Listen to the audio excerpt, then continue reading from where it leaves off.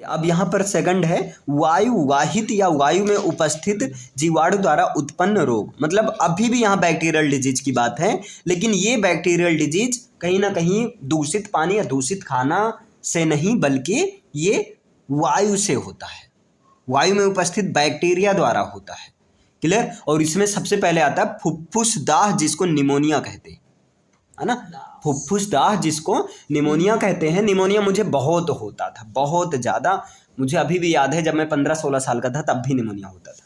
साल में एक बार आता था, 10-15 दिन बिस्तर आराम से लेते थे, मजा करते थे। होता है। तो निमोनिया में होता क्या, आप लोग सुने होंगे, जनरली बच्चों को हवा लग जाती है ना, बयार लग जाती है।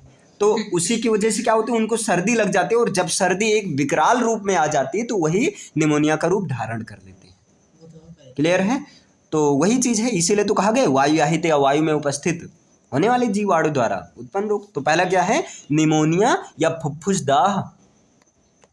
तो यहाँ पर देखो इसमें क्या है, देखो निमोनिया रोग स्ट्रेप्टोकोकस न्यूमोनी। अब याद रखना, वैसे निमोनिया न्यूमोनी याद रहेगा, लेकिन इसके पहले वाला स्ट्रेप्टोकोकस न्यूमोनी बैक्टीरिया द्वारा होता है। और ये किसको इन्फेक्ट करता है, ये लंग्स को इन्फेक्ट करता है, फेफड़े को जो है इन्फेक्ट करता है। इस रोग में लसीका व श्लेष्म, अच्छा एक चीज़ और याद रखना, श्लेष्म मतलब होता है म्यूकस, जो नाक निकलती है ना, वही होता है श्लेष्म या म्यूकस। श्वसनियों और श्वास निकायों में एकत्रित हो जाते हैं। मतलब ये श्वसनियों, जो श्वसन नाल होती है, कहीं ना कहीं उसमें एकत्रित हो जाते हैं। और रिजल्ट स्वरूप में क्या देते हैं, फेफड़े में गैसों के आदान प्रदान हेतु पृष्ठीय क्षेत्रफल कम हो जाता है।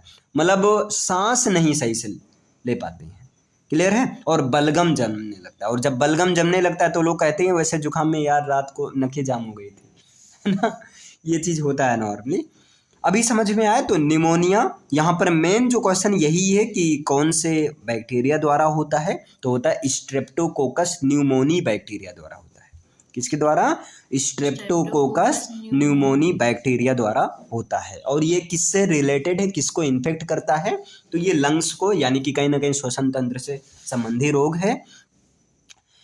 चलो अब संक्रमण क्या है, देखो यह सामान्यतः इन्फ्लुएंजा जैसे अन्य रोगों के संक्रमण के कारण उत्पन्न निम्न शारीरिक प्रतिरोधकता के कारण होता है। यहाँ पर क्या करें कि ये होता क्या है, शारीरिक प्रतिरोधकता, बहुत अच्छा टर्म का यूज किया गया है, बॉडी इम्यूनिटी सिस्टम, है ना। अच्छा आप लोग एक चीज़ देखे होंगे, ये निमोनिया रोग ज़्यादा बच्चों में ही होता है ना।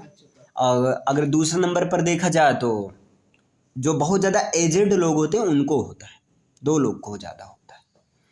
होता क्या है इसमें, क्योंकि उनका जो है शारीरिक प्रतिरोधकता क्षमता कम होता है, इम्यूनिटी सिस्टम क्या होती है, वीक होती है, कमज़ोर होती है। क्लियर। और इस रोग का संक्रमण रोगी के थूक द्वारा उसके ग्लास, देख लो देख रहे हो, कमेटी ऐसे बनी है। चलो इस रोग का संक्रमण रोगी के थूक द्वारा उसके ग्लास, बर्तन, खाद्य व जल को ग्रहण करने से फैलता है।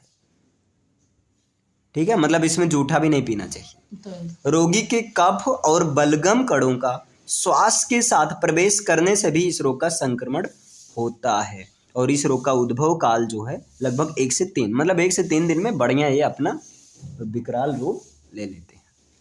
ठीक है, उद्भव काल में समझ रहे हैं, हाँ, पूरा जो अपना कैंप लगाकर बैठते हैं। चलो अब लक्षण की बात करते हैं। अचानक शरीर का ठंडा होना, छाती में दर्द होना, भूरे श्लेष्म के थूक के साथ खांसी, शरीर के तापमान में वृद्धि होना, मीन्स कहीं ना कहीं बुखार आना। ऐसे बुखार जैसा लगना, एक्चुअल में बुखार नहीं रहता है। जैसे कभी कभी हम लोग को लगता है कि यार बुखार है, अभी जैसे किसी का आप टेम्परेचर चेक करोगे तो लगता है यार तुमको बुखार है, बट होता नहीं है। जुखाम होना, सांस लेने में तकलीफ होना आदि जो है इनके लक्षण हैं। क्लियर है। इसमें होता क्या, अगर देसी, चलो रोकथाम में क्या कर दो भैया, रोगी को ठंड से बचाना, हाँ सही है। खाने में तरल और सुपाच्य भोजन देना चाहिए, रोगी को पूर्ण विश्राम कराना चाहिए। टेट्रासाइक्लिन, एरिथ्रोमाइसिन और क्लोरेम्फेनिकोल और पेनिसिलिन आदि प्रतिजैविकों का उपयोग करना चाहिए। इसमें ये कुछ एंटीबायोटिक है, क्लियर है? इतना क्लियर है? तो चलो, निमोनिया को और क्या कहते हैं? फुफ्फुसदाह कहते हैं ना। निमोनिया कौन से बैक्टीरिया के द्वारा होता है? स्ट्रेप्टोकोकस न्यूमोनी बैक्टीरिया के द्वारा होता है। किससे संबंधित है ये?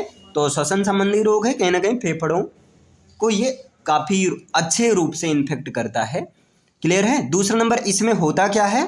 तो कहीं ना कहीं ये रोग ज़्यादा किसको होता है?